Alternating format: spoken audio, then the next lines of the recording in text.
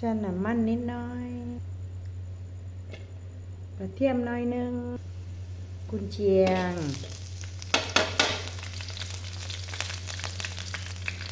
ใส่ไปเลยค่ะ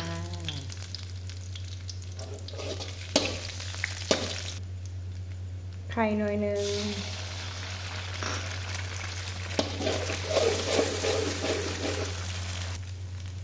ข้าวสวย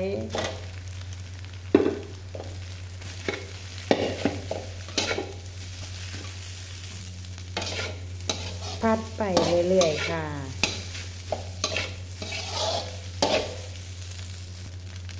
ใส่ผักคะน้า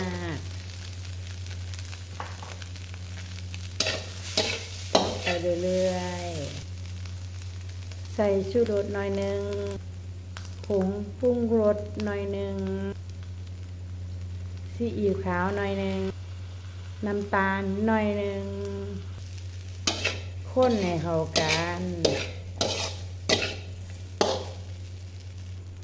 น้ำปลาจักหน่อยซิมเบิงเด้อแซ่บแล้วใส่บักเขือเทศลงไป